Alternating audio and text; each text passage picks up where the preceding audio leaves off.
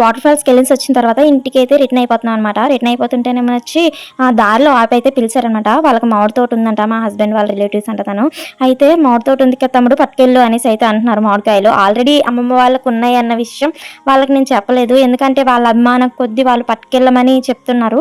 వద్దు అని మనం అనేస్తే వాళ్ళు కొంచెమైనా ఫీల్ అవుతారు కదా అని చెప్పేసి ఇంకా ఏమనలేదు. వాళ్ళైతే ఒక కాయని పగలగొట్టి అయితే ఇచ్చారనమాట. కాయ అయితే పగలగొట్టి అప్పటికప్పుడుకి ఇచ్చారు కదా, ఇంకా నేనైతే తింటున్నాను. అలా పగలగొట్టిన కాయని కొంచెం ఉప్పు కారం వేసుకొని తింటే ఇంకా ఆ టేస్ట్ అదిరిపోద్ది కదా. ఇంకా తర్వాత వర్షం పట్టుకుంది ఫుల్ గా దారిలోని.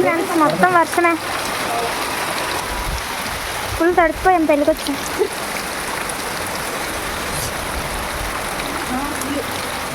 సగం దూరం వెళ్ళిన తర్వాత మొత్తం వర్షానికి ఫుల్గా తడిసిపోయాను అనమాట. బ్యాగ్ తడిసిపోయింది, నేను కట్టుకున్న సారీ అవన్నీ తడిసిపోయినాయి. కవర్ కూడా లేదు మా దగ్గర ఫోన్స్ పెట్టాలంటే, ఫోన్స్ కూడా తడిసిపోయినాయి అనమాట. ఇంకప్పటికే తర్వాత ఒక షెడ్ లా కనిపిస్తే అక్కడైతే ఆగామన్నమాట. అక్కడ చాలా మంది నించొని ఉన్నారు, మేము కూడా వెళ్ళాము. అది కూడా కారిపోతుంది అనమాట, పైనుంచి వాటర్ వచ్చేస్తున్నాయి. అక్కడే అడ్జస్ట్ అయ్యి నించున్నాము. కానీ ఇలాంటి పరిస్థితిలోని ఉరుములు మెరుపులు అలాగ దాదాపు 2 గంటల వరకు అక్కడే ఉండిపోయాము. ఈవినింగ్ మేము బయలుదేరేసరికి 6 అలా అయిపోయింది అనమాట. అప్పటి వరకు వర్షం అసలు ఫుల్ పడుతూనే ఉంది.